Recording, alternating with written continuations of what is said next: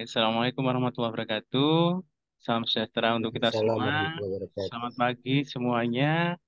Sehat selalu. Bagi yang Muslim, selamat menjalankan ibadah puasa di bulan Ramadan. Pada pagi hari ini, Alhamdulillah kita bisa bertemu kembali dalam acara rutinan ya, tiap bulan diskusi, berbagi informasi mengenai seputar publikasi, khususnya di Scopus dan Web of Science. Pada kesempatan kali ini, eh, saya berterima kasih kepada Ibu narasumber tercinta yang sudah berkenan berbagi ilmu nantinya. Beliau adalah Bu Endang Sri Maruti dari Universitas PGRI Madiun. Beliau ini publikasinya sudah banyak, khususnya di publisher besar ya, di Taylor Francis atau Routledge. Beliau itu sudah publish 4 ya Bu ya, 4 ini ya, 4 luar biasa ya. Ada yang di Q2, ada yang di kedua-duanya Q2 ya, sama Q1 yang satu ya. 1 sampai ke 4 semua. Nah, luar biasa. Jadi Bu Endang ini pengalamannya banyak. Jadi teman-teman nanti bisa tanya-tanya bagaimana prosesnya kok bisa publish di sana, kemudian step-stepnya, termasuk nanti kalau misalnya tanya kalau yang bayar ini prosesnya gimana, transfernya itu juga bisa ya. Nanti beliau ini sudah ahli di bidangnya. Langsung saja biar tidak panjang-panjang, saya serahkan kepada Bu Endang. Kepada Bu Endang, kami persilahkan. Monggo. Terima kasih Pak Dayat atas waktunya. Sebelumnya, Assalamualaikum warahmatullahi wabarakatuh. Waalaikumsalam warahmatullahi wabarakatuh. Selamat pagi Bapak Ibu semuanya. Salam kenal nggih. Alhamdulillah kita pagi ini bisa bertemu bersama terkait dengan uh, proses.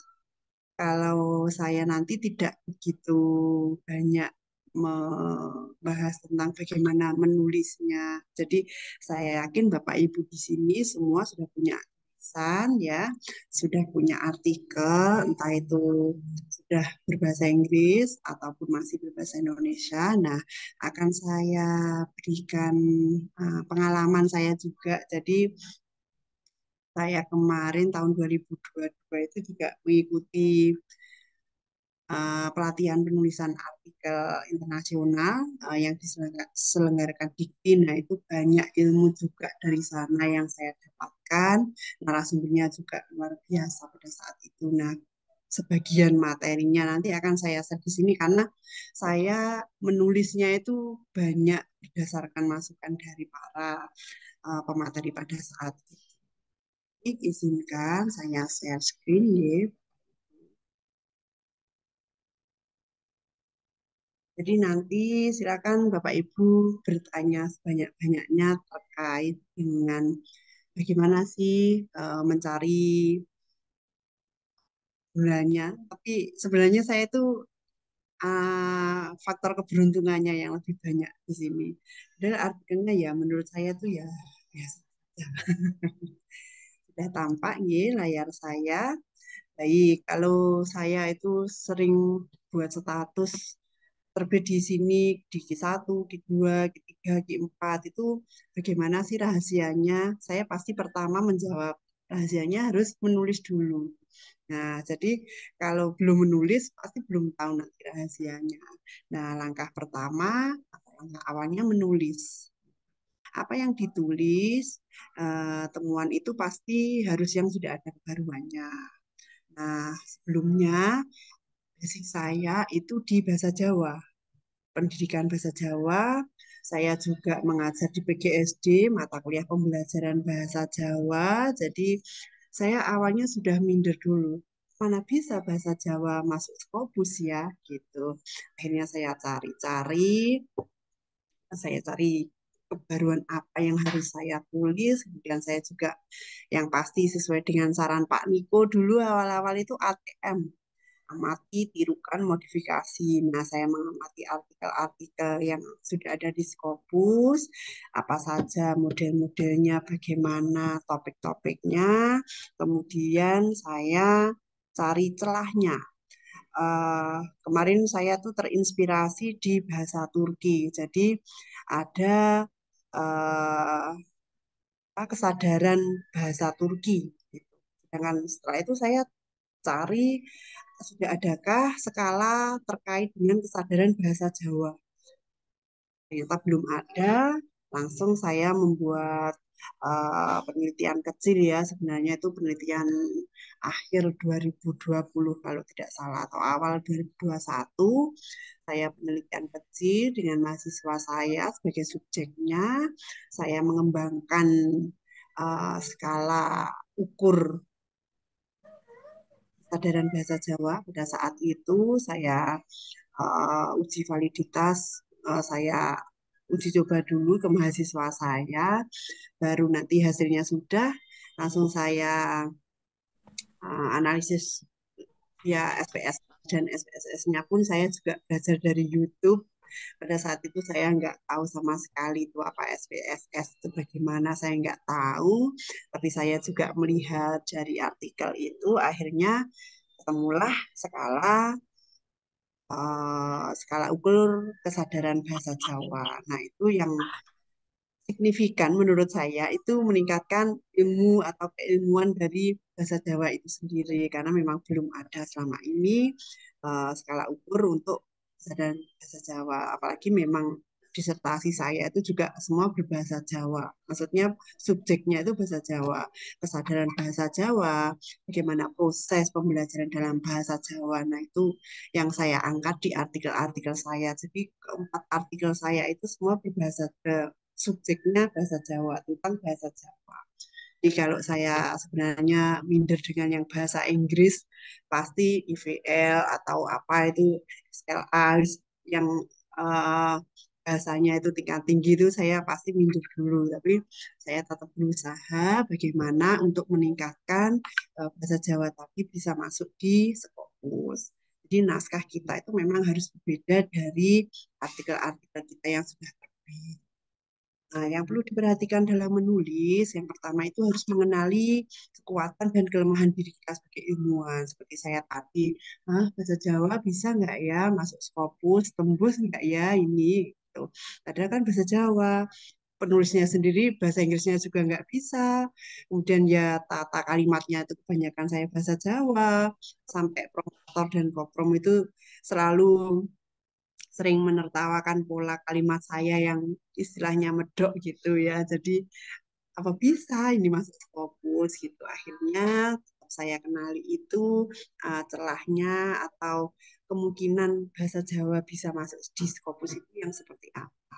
Kemudian memahami hasil penelitian yang ditulis. Jadi hasil penelitian saya kan tadi terkait skala ukur ya. Skala ukur itu lumayan banyak saya lihat. Jadi ada skala ukur bahasa Turki, bahasa Arab, kemudian bahasa Inggris sendiri itu sudah ada, tapi memang bahasa Jawa belum.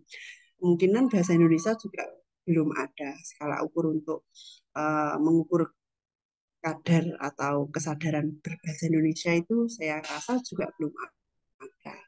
Kemudian mengetahui seberapa besar makna dari temuan dan capaian substansi kandungannya. Jadi memang walaupun yang saya hasilkan tadi hanya skala ukur, tapi dari skala ukur nanti saya bisa melanjutkan tulisan saya tentang eh, apa ya, kadar kesadaran bahasa Jawa ini menggunakan skala ukur yang sudah saya kembangkan tadi. Nah, itu sudah saya buat juga artikelnya, tapi ini masih belum saya submit karena masih itu tadi ya, kekuatannya itu masih sedikit, sedangkan kelemahannya masih banyak. Jadi belum saya kirim.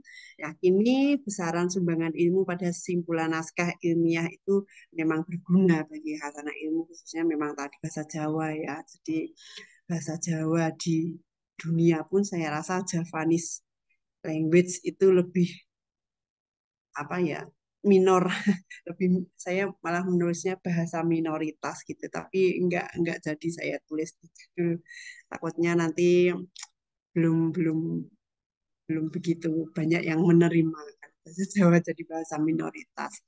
Lalu langkah berikutnya setelah menulis, saya menilai. Setelah tadi saya mengembangkan skala ukur, kemudian sudah saya uji coba, saya uji validasi, saya uji reliabilitasnya, kemudian saya masukkan ke artikel. Nah, sebenarnya saat pelatihan di penulisan artikel ilmiah internasional, pada saat itu saya dibilangi sama narasumbernya, usahakan menulis itu jangan apa yang sudah kita lakukan, tapi tulislah hasil dari yang kita lakukan itu efeknya apa, seperti itu. Nah, sedangkan saya pada saat itu sudah membuat tulisan itu, saya hanya melaporkan ini loh hasil yang saya lakukan. Jadi skala ukur, jadi judulnya sepertinya biasa, pengembangan skala ukur kesadaran bahasa Jawa. Jadi kan itu hanya saya melaporkan. Saya melaporkan ini skalanya yang saya kembangkan, ini prosesnya, kemudian saya uji, ternyata hasilnya begini, sudah selesai.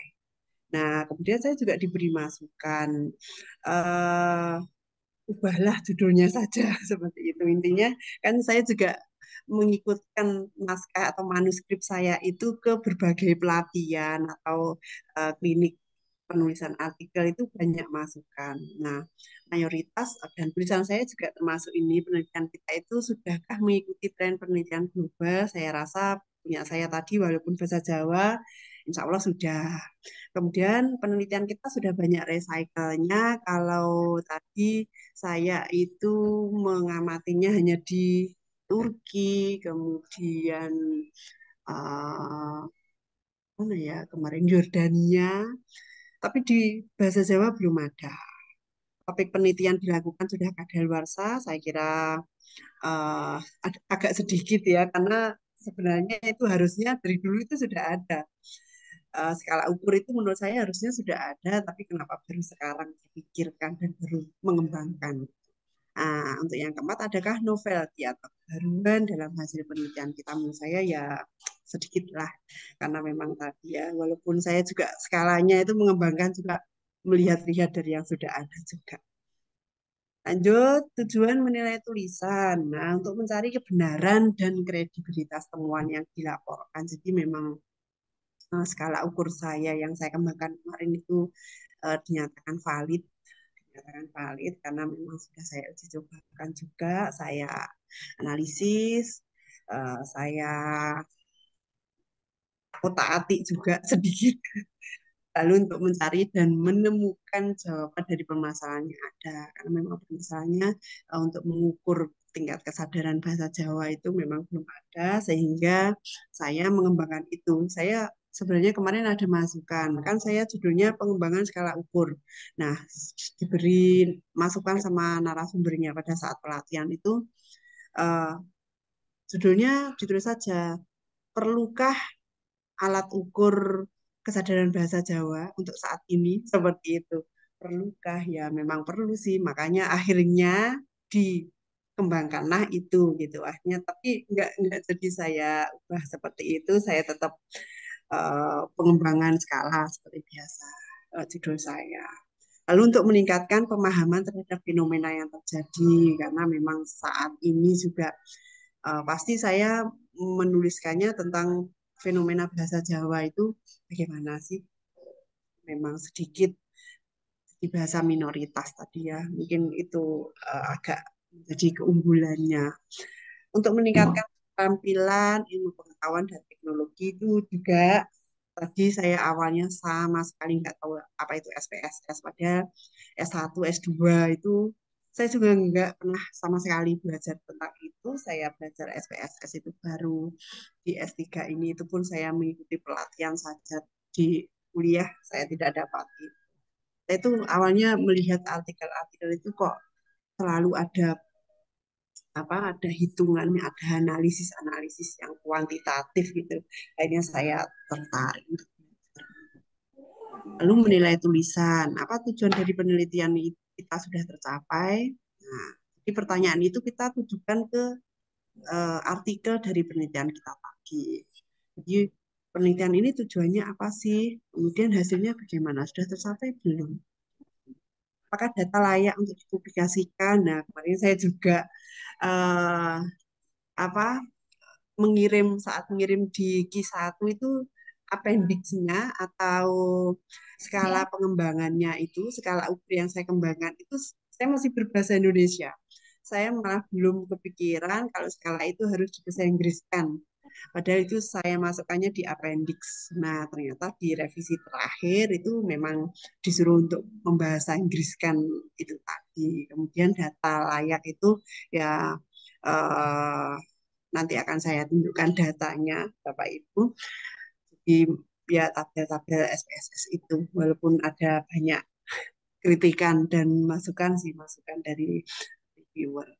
Apakah hasil penelitian menambah ilmu pengetahuan? Nah, itu Bapak Ibu sendiri harus menilai tulisan ataupun hasil penelitian Bapak Ibu sendiri dan harus ya istilahnya jujur ya kalau memang itu hasilnya itu maksudnya masih minimalis gitu ya, ya berarti bagaimana usaha kita untuk menambahnya gitu saja. Jadi belum dinilai orang menilai tulisan kita sendiri. Apa ada kebaruan di naskah ilmiah itu juga penelitian pertanyaan yang penting. Kembangkan ilmu pengetahuan di bidang yang diteliti setelah artikel kita itu terbit. Nah, jangan-jangan setelah saya kemarin ya seperti tadi, tapi itu pengembangan dari saya saja. Jadi setelah skala ukurnya saya kembangkan, kemudian saya membuat penelitian lagi untuk mengukur kesadaran berbahasa Jawa menggunakan skala ukur yang saya kembangkan tadi. Nah, itu kan berkembang menurut saya. Tapi apa yang bisa ditingkatkan dalam bidang studi setelah artikel terbit di jurnal? Nah, itu bidang studi tadi tentang bahasa Jawa. Jadi memang sebelumnya belum ada penelitian tentang kesadaran bahasa Jawa. Jadi ini saya masuk di situ dan insya Allah mengembangkan. Nah, ini ada daftar pertanyaan kelayakan naskah yang dapat digunakan sebagai dasar evaluasi diri untuk menilai mutu naskah kita itu bagaimana. Sesuaikah bobot keteknisan dan cakupan substansi naskah dengan jurnal yang dituju? Nah, kemarin saya itu awalnya tidak saya kirim di satu yang itu, tapi di satu yang lainnya. Nah, itu sudah masuk reviewer. Jadi kalau kita mengirim jurnal itu misalnya hari ini ngirim kok besoknya sudah ditolak, itu berarti kita masih ada di editornya saja. Jadi menurut editor itu sudah tidak layak, sudah tidak masuk ke reviewer, jadi langsung dikembalikan, ditolak. Nah, pada saat pertama artikel saya ini saya kirimnya di kurikulum culture and fashion kalau nggak salah. Itu satu juga. Nah, itu sudah masuk ke reviewer. Jadi editor, kemudian reviewer. Nah, dari reviewer balik atau ditolak. Karena itu eh, sebenarnya saya diberi masukan banyak. Intinya topiknya bagus, tapi ya banyak eh, catatannya seperti subjeknya ini terlalu sempit, kemudian apa ya kemarin banyak lah intinya saya mau memperbaiki sesuai saran itu, tapi tidak saya kirim ke situ lagi. Nah, akhirnya saya kirim ke lain jurnal, tapi tetap akhirnya ya masih ada revisi-revisi, tapi sedikit tidak yang substansial. Memadaikah metode dan pendekatan untuk tujuan penelitiannya? Nah, disesuaikan pengembangan skala berarti ya pendekatannya ya seperti itulah. Memadaikah capaian hasil yang dilaporkan? Tepatkah perhitungan dan analisis statistiknya? Nah, seperti yang kita ketahui bersama rata-rata memang pasti ada ya perhitungan atau analisis statistika dalam Scopus itu atau artikel Scopus yang internasional itu kok saya melihatnya semua ada akhirnya yaitu tadi saya putuskan untuk belajar dan artikel saya yang awalnya itu saya biasanya kualitatif saja akhirnya saya juga harus memberanikan diri untuk beralih ke statistik yang ada kuantitatif serta benarkah penafsirannya. Saya juga banyak melihat dari artikel-artikel yang sudah ada.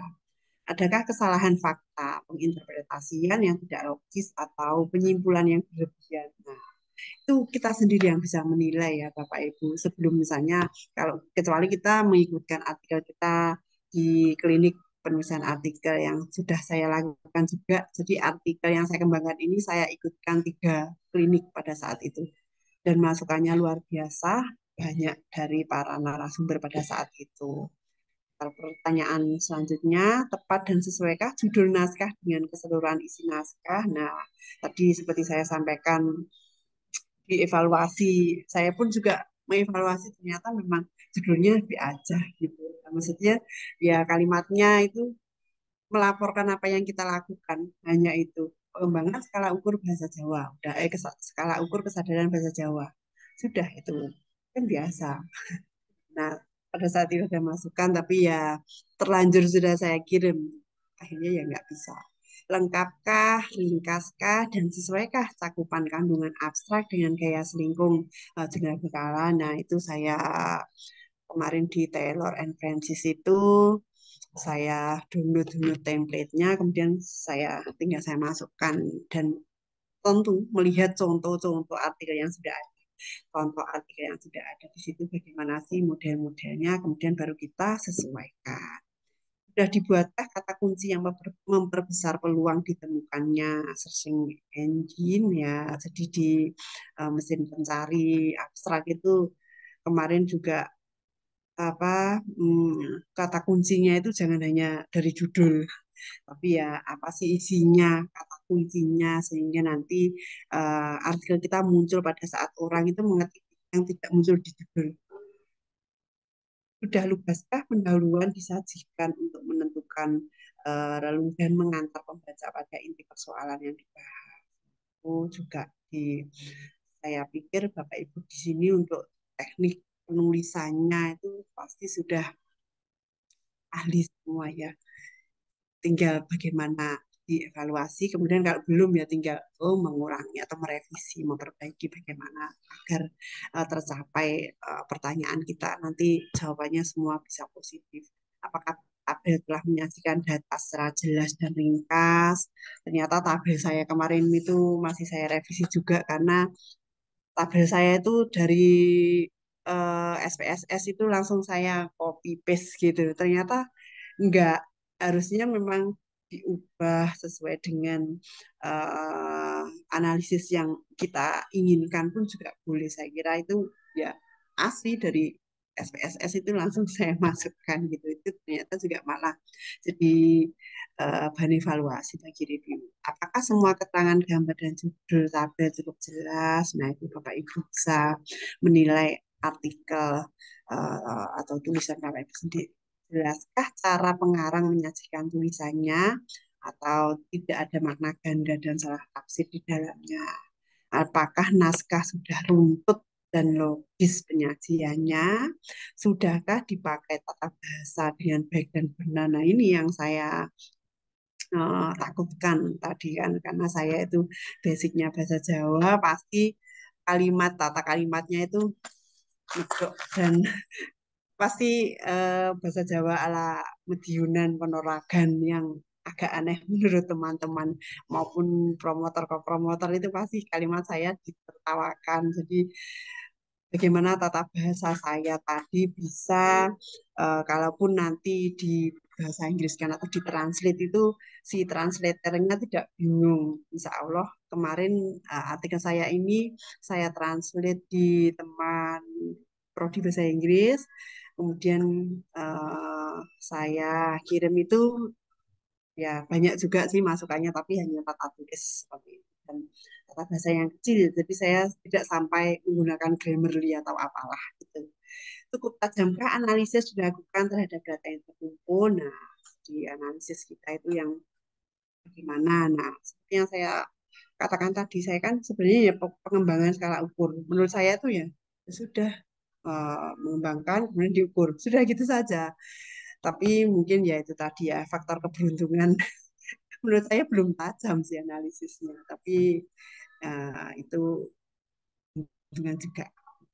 Adapun setelah tadi dari daftar pertanyaan yang banyak tadi, bagaimana kita mampu untuk memperbaiki dan meningkatkan kualitas tulisan ilmiah kita. Yang pertama dengan menulis topik dan tujuan ilmiah penelitian itu ya seperti tadi, pengembangan skala ukur biasa. Tapi jelas ya memang mau mengembangkan itu, skalanya untuk mengukur itu seperti itu.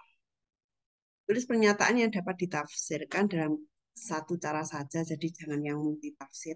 informasinya ditulis secara konsisten, menulis kalimat topik dengan kuat. Jadi kemarin saya itu intinya kan skala ukur kesadaran bahasa Jawa. Jadi itu yang sering saya tulis juga.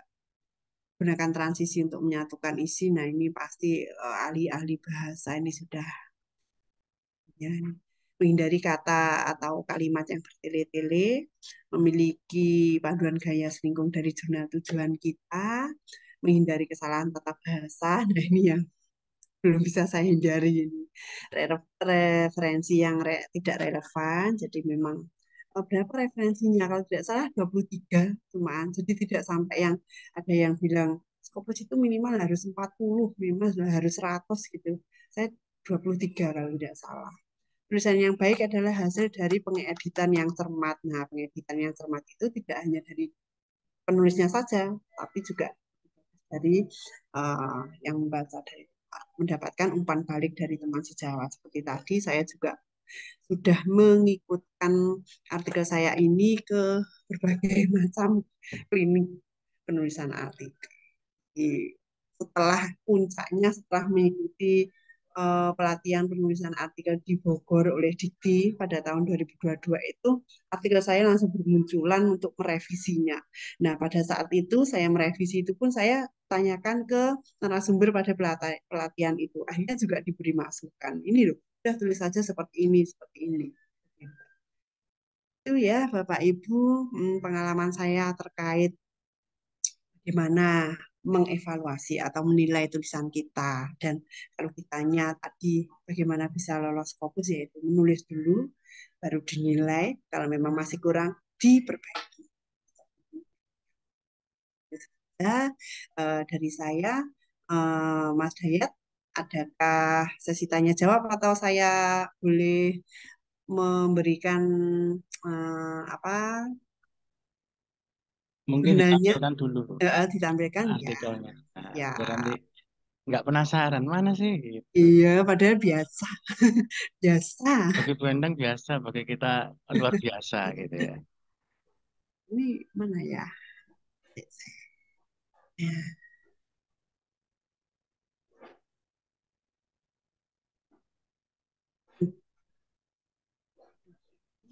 mana ini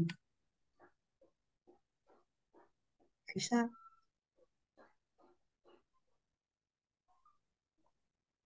ini. Jadi saya awalnya memang di mana ya Pak ya. Hmm, jurnalnya cukup mudah. Saya pun juga awalnya tuh nggak tahu jurnalnya. Jadi nanti sudah nampak ya. Apanya nih, Mbak?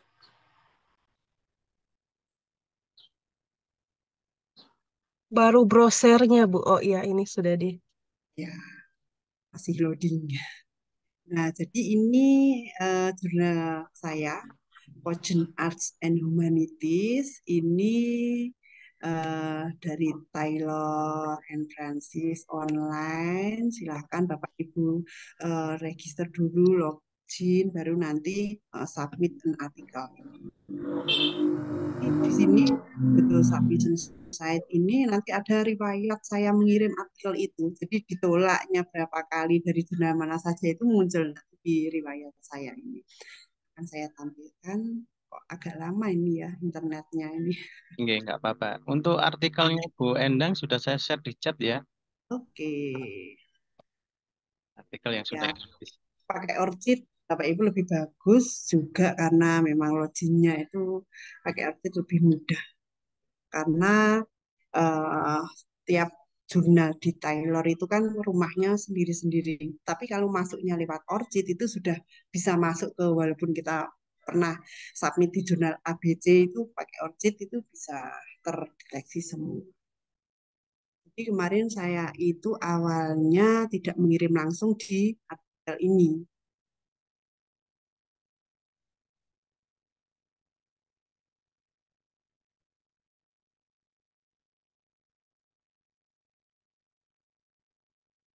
Ini my submission ini nanti banyak Banyak rekam jejak. ya rekam jejak. Nah ini awalnya sama judulnya Skill Development as a Measuring itu, ini saya kirimnya di Language, Culture, and Curriculum. Ini saya ngirimnya Oktober 2021. Ya, submission, kemudian sudah with editor sampai ke for review tadi ya saya sampaikan, karena memang sebenarnya artikel saya itu sudah bagus menurut mereka karena sudah sampai ke editornya ini ya. Editor baru dikirim ke reviewernya, tapi sama reviewernya di reject. Nah, ini yang penyemangat saya. Ternyata memang sudah agak bagus gitu. Jadi tidak langsung dari submission, kemudian di jurnal administrator itu langsung di reject itu juga ada. Sampai sini berhenti langsung di reject itu juga ada. Tidak sampai ke editor itu pun juga banyak. Ini yang pertama. Kemudian saya kirim lagi ke assessment evaluation in higher education. Kemudian juga di reject. Ini tidak sampai ke editor, tidak sampai ke reviewer. Jadi hanya di editor kemudian sudah langsung di reject. Nah, jadi menurut editor sudah tidak sesuai. Jadi prosesnya tidak sampai ke reviewer. Kemudian saya kirim lagi ke Cogent Social Science. Dari editor juga sudah langsung reject, tidak sampai ke reviewer. Kemudian, nah di Taylor itu ada pilihannya transfer. Jadi misalkan kalau sudah di reject, ini kemarin juga muncul, di reject itu ada tulisan transfer gini. Kemudian saya klik transfer, tapi sekarang nggak bisa nih. Transfernya langsung error. Transfer, nah kemarin ada pilihan transfer ke Coding Art and Humanities ini.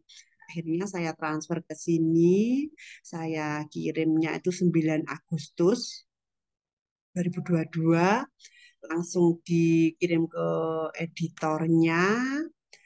Nah, tanggal 10 Agustus pada saat itu sama editornya langsung dikirim ke reviewer. Nah, 31 Agustus reviewer kembali. Jadi hanya 21 hari reviewnya. Lalu tanggal 1 September saya sudah mendapat uh, notifikasi bahwa revisi diperlukan. Nah, revisinya ini waktunya sebenarnya misalnya ini 1 September gitu ya. Waktu untuk revisi itu 30 hari. Jadi sampai 1 Oktober. Tapi ini revisi saya, hasil revisi saya masukkan tanggal 16 September. Sebelum 1 bulan berakhir sudah saya kirim, 16 September revisi saya kirim kembali, kemudian saya kirim urutannya seperti itu, dari revisi kemudian jurnal administrator baru ke editor, editor ke reviewer lagi, ini editor out for review lagi, kemudian ini balik lagi tanggal 17 itu sudah suruh revisi lagi. Jadi tanggal 16 saya kirim, tanggal 17 itu sama reviewernya sudah dikirim balik lagi, suruh revisi lagi. Itu yang revisi kedua. Kemudian, nah pada tanggal 17 saya disuruh revisi kembali. Tanggal 18 saya sudah revisi lagi, saya kirim lagi. Padahal itu waktunya 1 bulan sebenarnya. Jadi kalau orang 1 bulan, saya 1 hari. 1 hari saya kirim lagi, saya kirim revisiannya, kemudian ke jurnal administrator, ke editor, kemudian masih tanggal 19 itu, tanggal 18 saya kirim tadi, tanggal 19 dikirim, tanggal 20-nya sudah kembali lagi, suruh revisi lagi, jadi revisinya total ada 4 kali. 4 kali saya revisi, walaupun memang agak lumayan banyak pada saat itu, dan revisi terakhir itu kemarin seperti yang saya sampaikan, skalanya yang dikembangkan itu harus di bahasa Inggris kan. Nah, itu ternyata saya masih bahasa Indonesia. Itu revisi saya yang terakhir. Kemudian pokoknya intinya saya 4 kali itu harusnya 4 bulan, tapi saya hanya 4 hari. Itu jadi sampai akhirnya tanggal 21 September itu diterima. Jadi dari revisi pertama tadi saya mulainya tanggal 15 ya, 15 atau 16 tadi. 16, 17, 18, terus 20, 21-nya baru diterima. Jadi 4 hari saja saya revisi ini. Mungkin kemarin saya juga ada komentar, loh masa Q1 cuma 2 bulan gitu. Iya, tapi 2 bulan itu kalau saya tambah revisinya 1 bulan, saya manfaatkan waktunya itu secara maksimal ya bisa 2 bulan tambah 4 bulan, jadinya 6 bulan itu baru masuk akal. Nah, ternyata saya cuma 1 hari selesai, 1 hari balik lagi saya kirim lagi gitu. Akhirnya accept. Tapi memang berbayar ya Bapak Ibu ini karena open access dan itu juga sudah eh, bukan rahasia umum lagi kalau open access itu memang berbayar dan juga agak mahal. Ini akhirnya juga terbayar, membayarnya ini saya ada 2 pilihan, pakai kartu kredit atau langsung bayar ke bank. Akhirnya saya bayarnya di BNI pada saat itu.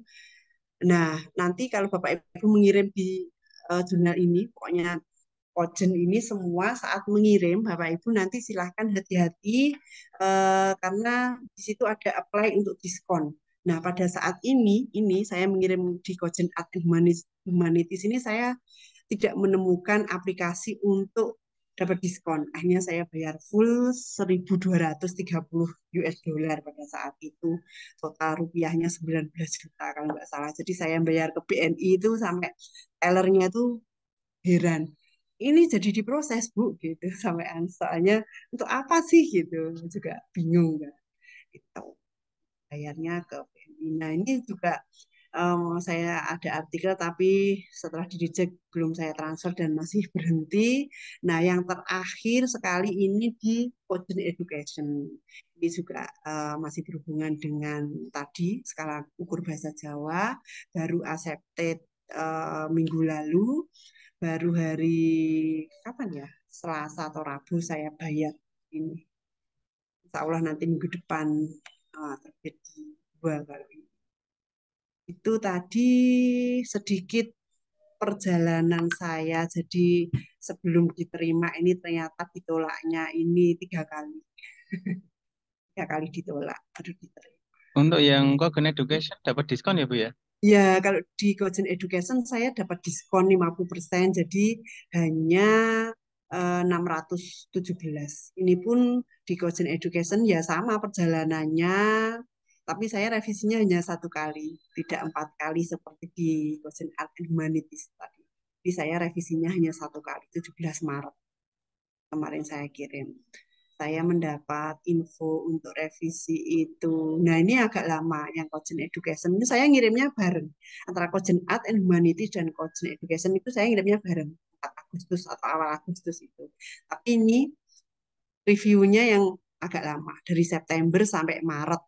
Nah, baru 14 Maret saya baru disuruh untuk merevisi, 17 Maret saya revisi, kemudian 10 April baru diterima sama editornya. Jadi sudah tidak dikembalikan ke reviewer lagi karena menurut editor sudah saya tandai apa yang saya revisi langsung di accepted. Tuh, ini yang kedua hanya 1 kali revisi saja. Itu saja mungkin Pak Dayat yang bisa saya bagikan terkait pengalaman publikasi saya. Monggo saya kembalikan ke Pak Dayat. Oke. Terima kasih banyak Bu Endang. Tadi sudah dijelaskan ya. Jadi di sini membuktikan bahwa kalau pengen nembus Scopus tidak harus orang bahasa Inggris. Iya, Bahasa bahasa Jawa aja Jawa. bisa gitu loh. Jadi harus pede teman-teman ya. Kemudian ini ada pertanyaan, apakah di Koken ada APC-nya? Ya, Ya, ada APC tadi sudah dijelaskan sama Bu Endang. karena open access ya. Iya, open access khusus untuk open access. Tadi ada nanti kalau submit harus kalau bisa kalau ada pilihannya pilih yang dapat diskon gitu ya Bu ya. Diskon, ya diskonnya 50% Bapak Ibu. Lumayan kalau dapat Iya, diskon. 9 juta. Ya. Kemudian sebenarnya artikelnya Bu Endang juga ada yang gratis ya, Oh yang iya, tidak yang gratis berbayar, satu. yaitu di sebentar saya share dulu biar lebih jelas gitu ya, Ada ya. lebih enak. Oke, saya share dulu. Ini di Presenting School Failure Alternative Education for Children and Youth. Ini gratis ya Bu ya. Ya, Luar biasa. Jadi dia juga bisa tembus yang gratis, ada yang bayar ada. Jadi kalau Bapak Ibu pengen nanya yang bayar, bisa nanya langsung, yang gratis juga bisa nanya langsung. Enak ya, jadi ada pilihannya. Seperti itu.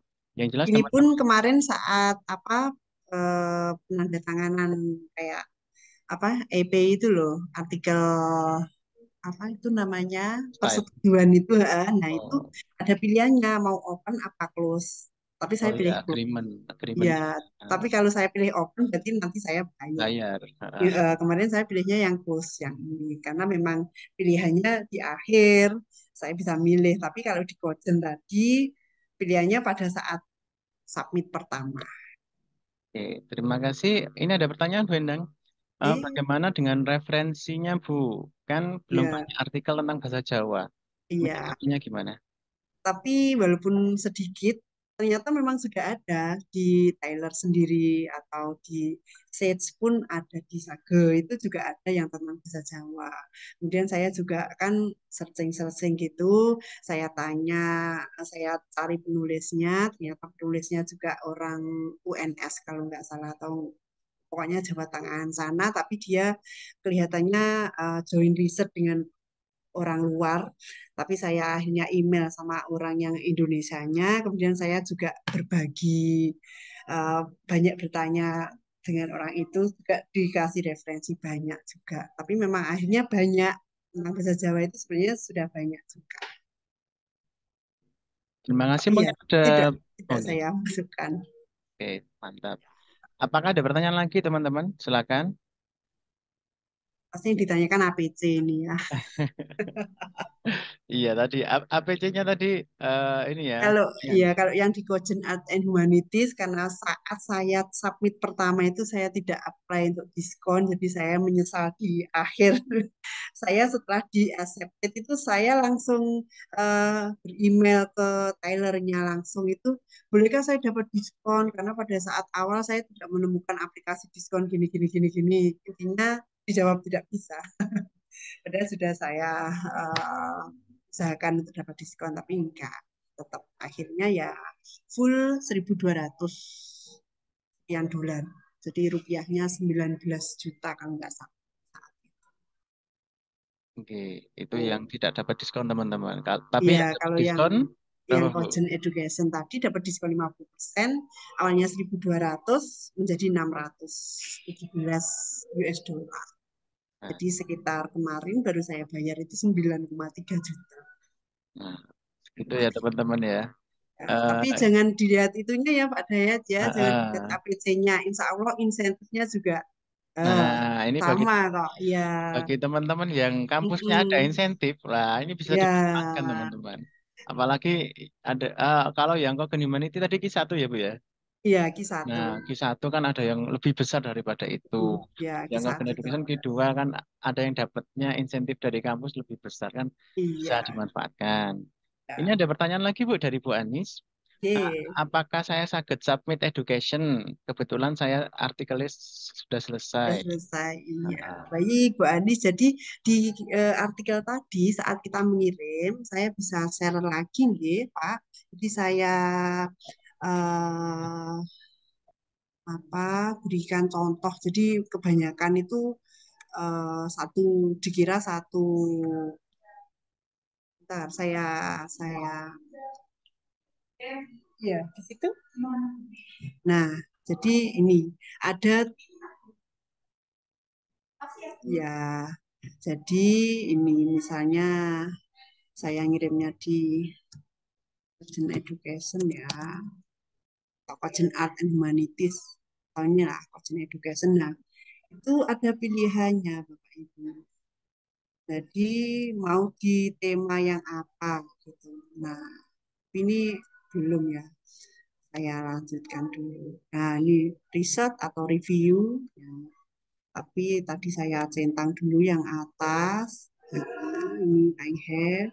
Jadi ada sub-subnya, ada kamar-kamarnya. You name, yes.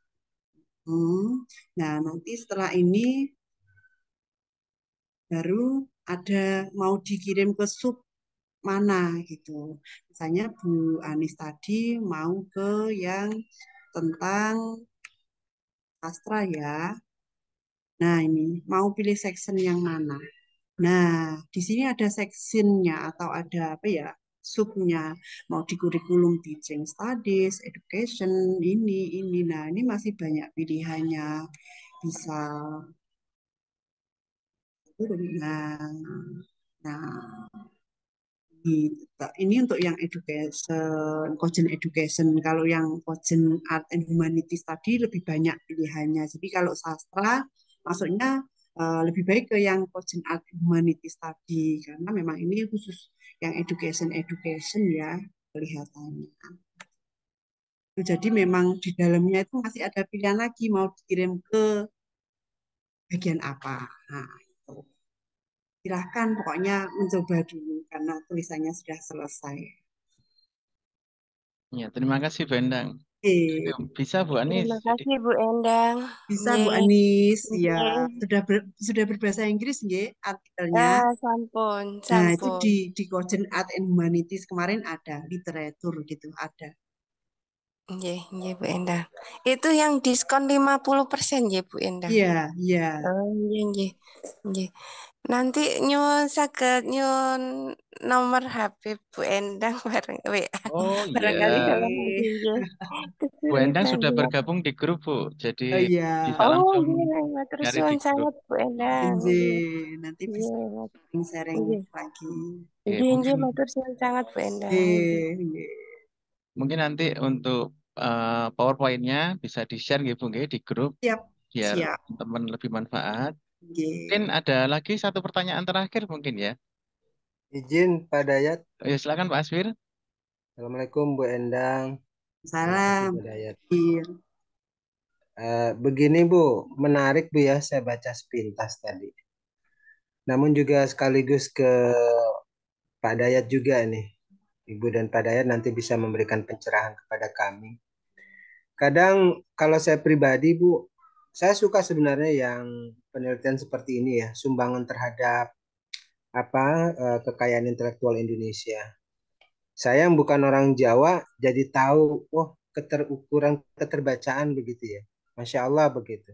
Nah sementara izin nih Bu Endang, kita kan kalau di dunia kampus ya, dunia akademia itu terbentur dengan aturan payung penelitian, kemudian Jafung, jabatan fungsional, linearitas hasil karya-karya kita yang nanti Iya. misalnya BKD begitu ya Bu Endang ya. Nggih. Gitu.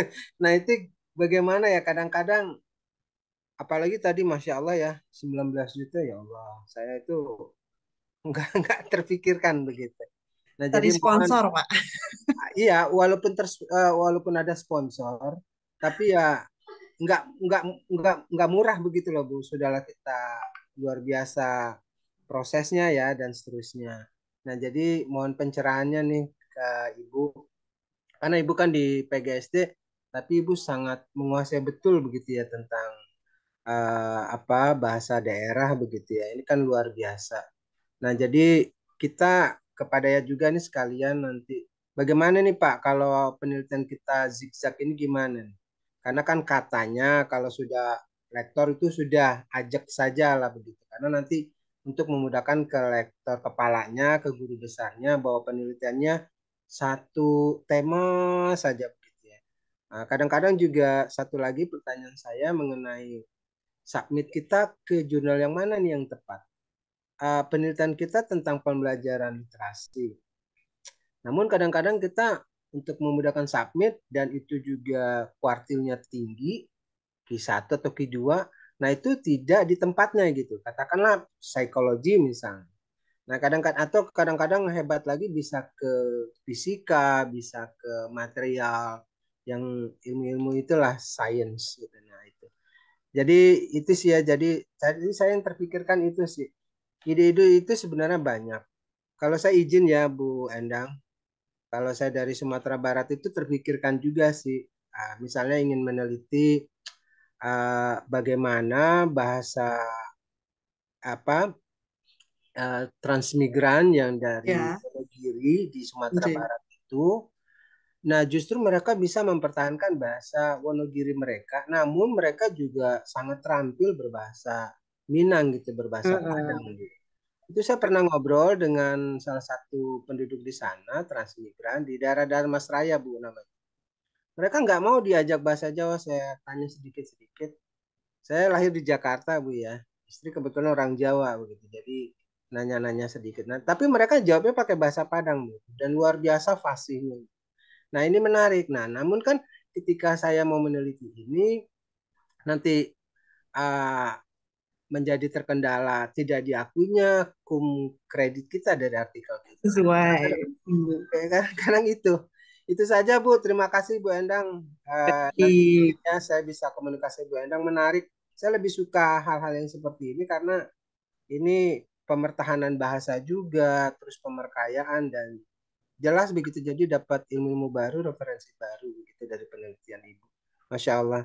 Terima kasih Ibu, Pak Dayat. Assalamualaikum warahmatullahi wabarakatuh. Baik. Waalaikumsalam warahmatullahi wabarakatuh. Terima kasih Pak Asfir. Monggo Bu Endang. Aswin ini tapi basicnya bahasa ya? Iya Bu, Bahasa. bahasa Inggris Bu. Oh, bahasa Inggris ya. Iya, Iya, iya Bu. jadi yang seperti yang saya tadi ceritakan tentang ada orang Jawa Tengah tadi, itu kan meneliti tentang bahasa Jawa, tapi memang dia domisilinya di Amerika pada saat menulis itu. Jadi memang eh, ya, tapi kelihatannya memang apa riwayatnya memang bahasa Jawa sih walaupun dia di luar negeri tapi memang apa roadmapnya itu memang bahasa Jawa. Nah, seperti tadi saya juga memang dari awal itu bahasa Jawa. Semoga Pak Aswid eh, bahasa Inggrisnya itu nanti tidak tidak hilang dan misalnya mau meneliti bahasa Jawa, nah itu dihubungkan dengan bahasa Inggris yang seperti Pak Hanung yang saya hubungi orang Jawa Tengah itu mereka mengajarkan bahasa intinya apa kesopanan bahasa Jawa bagi orang yang sudah lama di luar negeri. Intinya seperti itu. Jadi memang masih ada hubungannya dengan bahasa Inggrisnya tadi masih ada. Jadi jangan uh, full bahasa Jawa kemudian meninggalkan yang teori atau kajian yang bahasa Inggrisnya. Jadi irisan sedikit dari bahasa Inggris, kemudian subjeknya mungkin bisa bahasa Jawa, tapi digabungkan dengan yang bahasa Inggris. Insya Allah itu masih ada hubungannya. Begitu. Jadi tidak dikatakan kutu loncat nanti ya Pak Asmir ya dari bahasa Inggris kok tiba-tiba meneliti bahasa Jawa begitu tidak. Tapi memang topik bahasa Jawa apa yang bisa dikaji atau yang bisa dihubungkan dengan bahasa Inggris. Dari Pak Dayat mungkin monggo. Oke, terima kasih Bu Endang. Ya, jadi seperti itu Pak Aswir, dihubungkan aja. Jadi jangan sampai bahasa Inggrisnya hilang sama sekali. Jadi harus ada bau-bau bahasa Iya, Inggris. Apalagi kalau misalnya dari pendidikan, berarti ya tidak jauh dari pendidikan juga. Seperti itu agar nanti penilaian hukum khususnya ya, PAK yang kemarin lagi ada drama gitu kan, se-Indonesia. Itu biar apa dari pihak asesornya itu lebih enak gitu ya.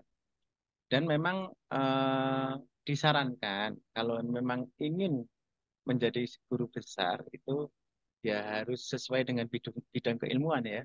Jadi harus selaras, kemudian topik-topiknya ya berkisar dengan keahlian kita gitu. Itu sarannya dari asesor. Nah, itu yang paling ahli mungkin Pak Aswid bisa langsung japri ke Pak Yudi karena beliau asesor juga. Jadi ketika saya tanyakan itu memang saya disarankan ya harus sesuai dengan bidang keilmuan dan kalau bisa konsisten tentang itu. Itu. ya, Sehingga kalau dari Bu Endang kan memang ada hubungannya tadi yang untuk yang children ya, untuk yang ya. anak-anak PGSD kan Kemudian masih saya yang kan di PGSD, akhirnya saya mengambil subjeknya di mahasiswa PGSD atau di siswa SD-nya seperti itu. Kalau saya masukkan di pengajaran, bagaimana pendekatan guru yang di kedua tadi yang sekarang mau terbit itu kan tentang pengajaran cara guru mengajarkan bahasa Jawa sehingga kesadaran bahasa Jawanya siswa itu meningkat. Nah, itu yang kemarin kedua itu seperti itu di pengajarannya di SD. Jadi masuk PGSD, tapi bahasa Jawa tetap saya ada. nah, gitu. Jadi karena beliau eh, bidang keilmuannya khususnya ya Bu ya di bahasa Jawa Iya, dan di PGSD. Home base-nya Home PGSD. base-nya PGSD. Jadi Ya, nyambung gitu Pak Asfir. disambungkan. Oke. Istilahnya pinter-pinter kita ngolah gitu ya Bu ya, biar bisa nyambung. Inggih, Nah, inggih. seperti itu. Mungkin itu Pak Asfir. Makasih Bu Endang, Pak Dayat, luar biasa. Oke. Makasih. Sama-sama Pak Asfir. Terima Sama-sama, kasih. Pak. Terima kasih Bu Endang. Mungkin ada closing statement, statement penutup. Iya. Mohon izin Pak Oh iya, monggo. Dayat, Silakan Bu Bu Bertin. Endang. Monggo. Ya, Silakan Bu pertama-tama Bertin. pertama-tama selamat pagi untuk kita semua. Pagi. Terima kasih. Saya baru pertama kali bergabung di grup ini.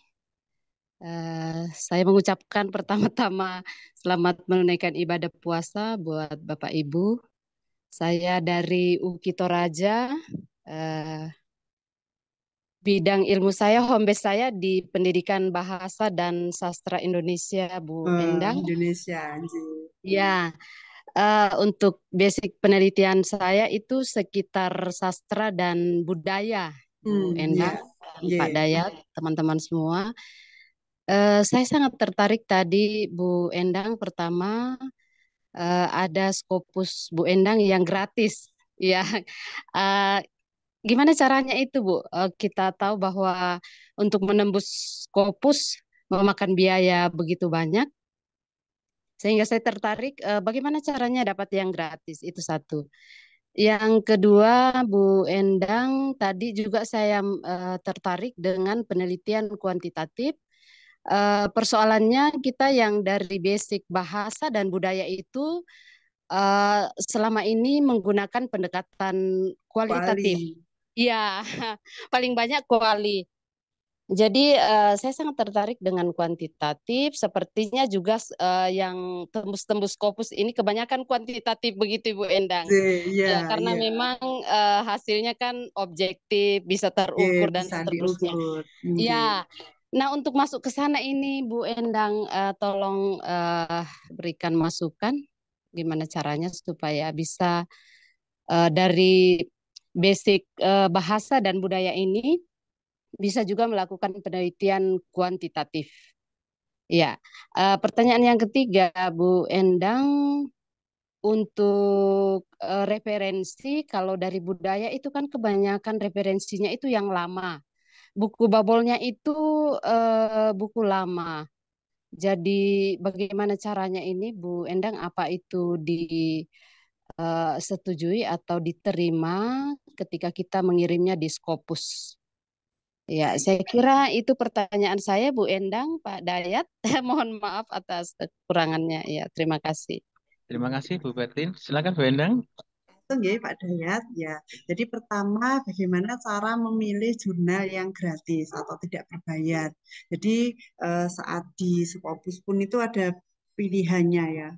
OA atau subscription atau S. Nah, jadi silakan Ibu memilih yang S ya. Misalnya nanti mau klik yang jurnalnya itu pilih kliknya yang S, ya, yang subscription atau yang tadi. Tapi bedanya saya juga kemarin share bedanya yang gratis dan berbayar. Yang gratis itu sudah hampir sama ya jaraknya dengan yang open access. Jadi yang open access itu sampai sekarang yang melihat sudah 440-an Oktober terbit, sedangkan yang close access itu hanya 11. Itu pun memang karena mungkin ya itu tadi ya untuk melihatnya memang berbayar tadi ya. Jadi yang bisa membaca juga terbatas. Akhirnya Oh ya. pilihan juga akhirnya kemarin juga sudahlah open access biar juga bisa disitasi, biar bisa dilihat banyak orang, biar bisa nanti juga tadi dikembangkan. Kalau yang gratis karena memang kebanyakan itu ya close access, kita penulisnya gratis tapi pembacanya bayar, nah itu yang mereka nggak mau bayar dan akhirnya nggak baca artikel kita. Jadi memang pilihan gratis dan berbayar itu ya di kita. Saya pun yang gratis tadi, saya juga bisa memilih ini mau saya close atau open ya, nah, gitu. Tapi karena udahlah untuk yang ini karena memang masih lumayan keperluannya pada saat itu, akhirnya saya pilih kos dan memang itu efeknya hanya 11 yang membaca. Jadi sedikit sekali. Tuh. Oh, Hanya, tapi memang itu pilihan ada di Bugartin kalau memang nanti sudah artinya sudah jadi, nanti saya bantu untuk arahkan pilih yang bayarnya itu yang bagaimana, yang gratisnya yang seperti apa. Tapi oke, yang terima ya kasih. yang gratis tadi ya, Iya, perlu terima saya kasih. sampaikan itu 2 tahun, Bos. Oh, Yang iya, terima yang kasih. ketiga, failure venting failure dulu tadi 2 tahun saya prosesnya itu gratis Iya, ya. iya, terima kasih, Bu Endang. Untuk yang gratis. Kemudian untuk yang penelitian sastra dan budaya bisakah dikuantitatifkan? Bisa sekali Ibu, semua itu bisa. Tinggal bagaimana kita mengolahnya. Misalnya saja tentang sastra daerah misalnya. Ya. Nah, bagaimana eh, keberkaitan sastra daerah dengan misalnya dengan pemertahanan bahasa Hmm. daerah itu ya. Nah, itu nanti bisa dikait-kaitkan, bisa diukur-ukur seperti itu. Jadi tinggal bagaimana indikator kita bisa menghubungkannya sehingga bisa dihitung dan diukur gitu saja. Kemarin saya juga ini rencana mau membuat eh, apa pemertahanan bahasa Jawa dengan dongeng, misalnya dengan dongeng bahasa Jawa. Nah, itu saya juga akan ada data kuantitatifnya, entah itu nanti bagaimana tingkat literasinya, bagaimana tingkat perolehan bahasanya itu bisa diukur semua. Semua bisa. Oke. Yang terakhir Iya. tadi apa ya, Pak Dayat ya? Ya, Yang referensi, ya, Oh ya referensi. referensi ya referensi. Tadi Iya. saya juga ada referensi yang tahun 73 ada loh Ibu. Dan juga Oh, ya. ya tidak ditolak. Hmm. Karena memang itu buku babon ya istilahnya kita. Iya. Iya, Oke. apa Nggih. berarti istilahnya Iya. apapun itu silahkan diterjang dulu, silahkan Hmm. eh, pokoknya diatasi dulu, dilakukan semuanya. Nanti tinggal mau diberi masukan atau dinilai bagaimana itu baru kita perbaiki. Iya. Terima kasih Bu Endang. Sama-sama Bu Masukan ya. Bertin. Jadi itu tadi Bu Bertin untuk link video cari Scopus gratis sudah saya chat ke Bu Bertin, mungkin nanti bisa bermanfaat. Kemudian Ya, rekaman video pada hari ini insya Allah akan saya bagikan 2 minggu habis hari raya ya, karena ini lagi sibuk-sibuk. Mungkin habis hari raya ini karena pada sibuk menyiapkan mudik Lebaran. parcel, menyiapkan parcel. Iya, mungkin sudah cukup nggih? Mungkin closing statement dari Bu Endang sebelum ditutup. Monggo Bu Endang. Baik, makasih Pak Dayat. Silahkan Bapak Ibu kalau ingin menulis atau mengirim Scopus, intinya kita harus menulis artikel dulu. Menulis dulu, baru nanti dari tulisan itu bisa kita nilai atau bisa kita kirimkan dulu. Nah, dari kalau kita kirimkan nanti ada masukan, nah itu akan menjadi perbaikan dari tulisan kita. Seperti tadi yang saya sampaikan, artikel saya tahun ini tahun 2021 terbitnya di akhir 2022 itu dengan berbagai macam proses masukan, saran dan juga perbaikan yang memang luar biasa begitu. Jadi memang ya, mari menulis, kemudian mari menilai dan mari memperbaiki tulisan sehingga bisa masuk ke Scopus. Oke, Itu terima Pak kasih banyak Bu Endang. Terima Masa. kasih semuanya. Yang jelas kalau teman-teman pengen ngundang Bu Endang, bisa langsung aja ngubungi. Nomornya sudah ada di grup ya.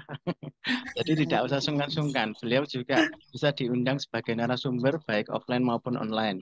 Kalau pengen nanya-nanya, khususnya mungkin yang dari prodi non bahasa Inggris ya, ternyata yang nggak dari bahasa Inggris bisa tembus loh lah itu nanti bisa langsung tanya-tanya ke beliaunya. Kemudian saya juga mengucapkan terima kasih kepada teman-teman yang sudah bergabung hari ini. Mohon maaf lahir dan batin karena kemungkinan videonya nanti rekaman pada hari ini akan saya share setelah Lebaran ya. Jadi saya mengucapkan selamat Hari Raya Idul Fitri. Mohon maaf lahir batin bagi yang merayakan nanti. Terima kasih semuanya. Terima kasih Bu Endang, sekali lagi terima kasih Bu Eni. Sama-sama Pak Mohon Dayat. maaf semuanya teman-teman, saya akhiri nggih. Terima kasih, sampai jumpa bulan depan pada diskusi dengan topik yang berbeda. Assalamualaikum warahmatullahi wabarakatuh. Salam sejahtera untuk kita semua. Terima kasih Undang Bapak Pak Ibu. Dayat, Sama-sama Pak Nggih, Aziz. Bapak Ibu, nggih. sehat Terima selalu. kasih Oke. Pak, Ibu Sama-sama. Endang, Dayat, Waalaikumsalam. teman-teman.